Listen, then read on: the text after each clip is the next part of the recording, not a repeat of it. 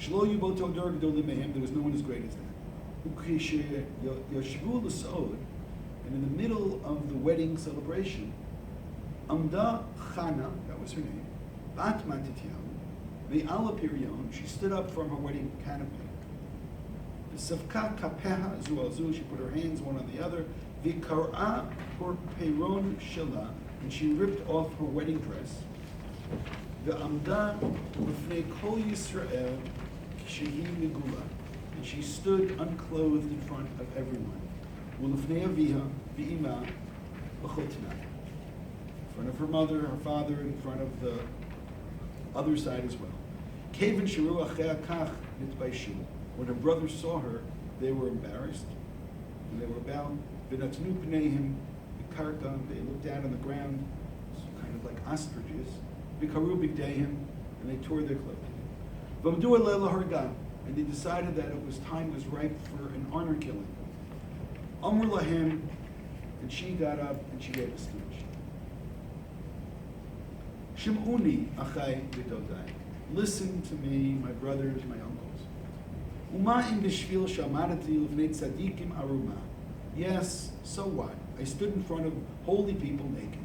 B'li shum aveira, but also without any sin.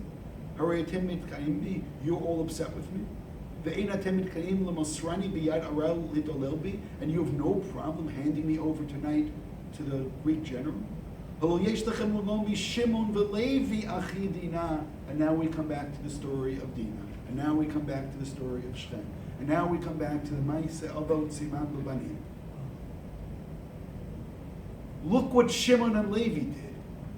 Shelo hayu el shnayim v'kin'u la'achotam. It was just two of them. And they were concerned about their sister's honor. Vergu krach kishchem. And they wiped out an entire city. Umasru nafsham al yichud shel makom va'azram Hashem v'lo hichimam.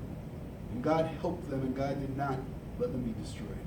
V'atem chamisha achim, Yehuda, Yochanan, Yonatan, Shimon, ve'Elazar. U'pirchei kahuna yoter mi-200 bachur. Simu bitchonchem al hamakom. Trust in God. V'hu yazor etchem, and He's going to help you. Shenemar, ke'in matzar la'Hashem lo shia.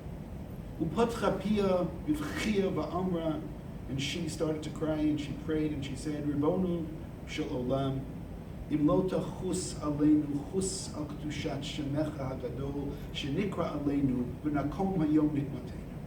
If you're not going to have compassion for us, have compassion at least for your holy name. Have compassion for the holiness that should be here.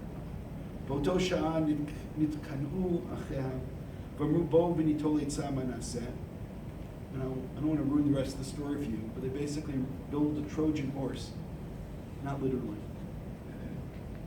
And they use this as a way of attacking the Greeks, which of course you have to realize is poetic justice, and that's how the story of Channuka begins. So this is a remarkable midrash, and as I said, I don't know to tell you any of this is true. If you want, I'll read the last couple of lines.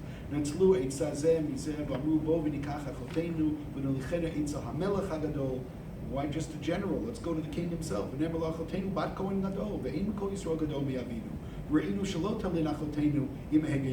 This guy, he's not good enough for her. She should be with the king. And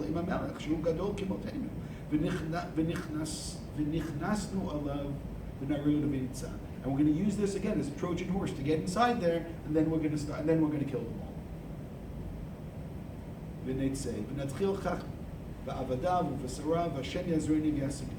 נטלו עצה ועשה להם הקדוש ברוך הוא תשועה גדולה ושמעו בת קול מבית קודש של השם כל ישראל ניצחו, and so on and so forth. And that is the story of Chanukah according to this midrash. But what does it really encapsulate? What it encapsulates is this concept of galut, of vulnerability in your own land, to feel that you're not in control, in your own house, to feel you have no doors, to feel the total lack of kedusha. And all of these elements is what Chanukah comes to fix. Which means the idea of lighting the candles, and again, I just want you to think a second. It would have made sense for the rabbis to say, whenever it was, that year, the next year, 5 years, 10 years, 20 years, to say that we should celebrate Chanukah, we should say Hallel, right? We should, but why light the candles in every single home? These are the candles from the Beit HaMikdash. Maybe in every shul. But why in every home? Because every home needs to be a place of holiness. The Shekhinah is in every single home.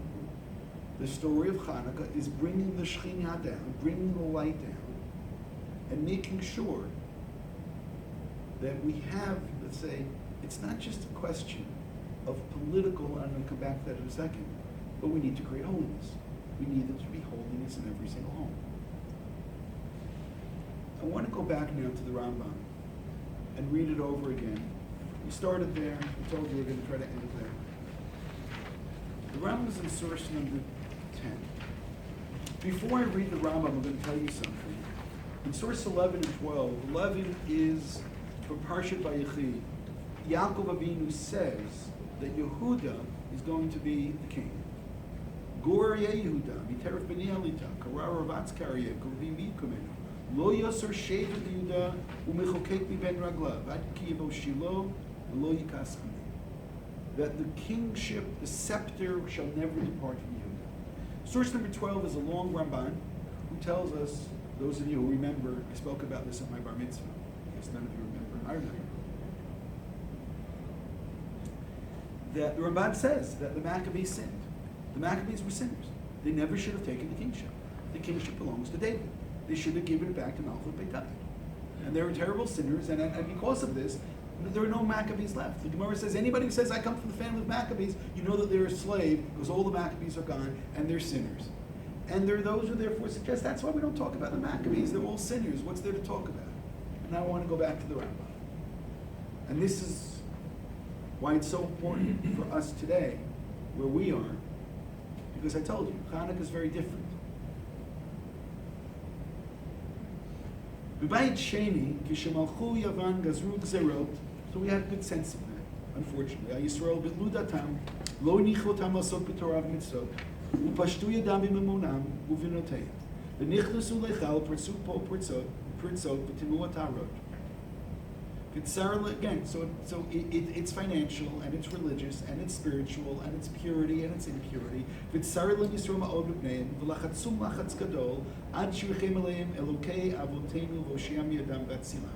Until God had compassion and saved us.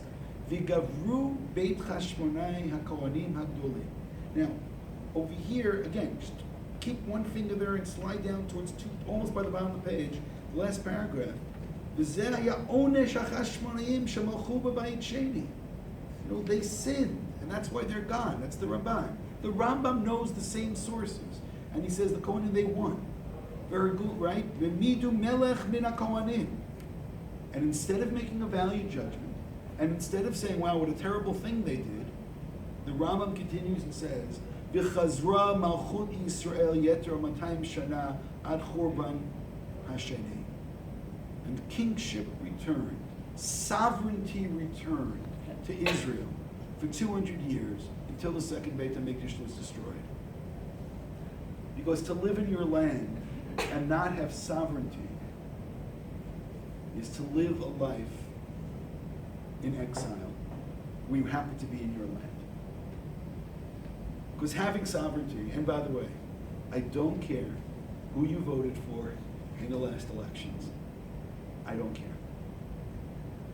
I can assure you that whoever would have won as become the prime minister was better than any king that we had of Yisrael during Bayit Rishon. All you have to do is read the Navi. They were not good people, but at least they were our not good people. I'm not even talking about these people, the Chashmonayim. They were sinners. They killed the Sanhedrin. They became corrupt. They became religiously corrupt. They started selling off who's going to be the Kohen Gadol. And the Rambam says we celebrate Chanukah because we had sovereignty for 200 years. Because what Chanukah is, it's a holiday when we were in exile in our own homes. Chanukah is, if you want to understand Chanukah, is when you don't have a door on your house. Chanukah is you can't lock your door because you're vulnerable in your own house. And how do we become not vulnerable? And again, I'm not ignoring the spiritual element of this. It's very important to light those candles. It's very important to say Hallel. It's very important to daven. It's very important to understand that we need to bring the Shekhinah in each and every house. But that's not what the Rambam is saying in his opening paragraph of Chanukah. He says the fact that we had kings for 200 years, and we had sovereignty, and we were able to decide for ourselves, that means that we didn't have that kind of vulnerability. That means that we were home. And to be home means sometimes that we have our army, and we have our police, and we have our tax collectors, and we have our prime minister, and we have our leadership, and with all the bureaucracy, and with all the complaints that you can possibly have, I don't care at all about them. Quite the opposite. It actually sounds like the Rambam is saying that we have a holiday for 8 days for the last 2,500 years because we were able to have sovereignty for a couple of hundred years until the second Beit HaMikdash is destroyed. And by the way, this may be the strongest argument to say Hallel Yom Ha'atzmaut, which exists. Because the Rambam is saying that that's the idea behind, that's the importance, that's the significance of having sovereignty, of you being in charge of your own destiny. And again, complain about the government, complain who's the prime minister now, who was last week, who will be next week, who will be by the next elections, and I can assure you that religiously they will be better than the Maccabees ended up being. So the Ramban is looking at the glass is half empty, and look how bad they became. And the Rambam is saying, can you look at the big picture, please? Can you look at the big picture? Do you remember what it's like to be in exile? Do you remember what it's like that you don't know who's going to be in charge or what they're going to do to you tomorrow? Do you remember what it's like for those 20 or 90 seconds I said that you can't lock the bathroom door? Do you remember what it's like to feel the vulnerability of not being in charge of anything? Chanukah is the only holiday where the events took place in the land of Israel. Chanukah is a holiday that we lost control of the land of Israel. Chanukah is a holiday that we celebrate because we regained control of the land of Israel. Chanukah is a holiday that we light candles because we know that just political sovereignty isn't enough, even though it's something to be celebrated. We also want the Shekhinah. We also want God's presence. We also want holiness.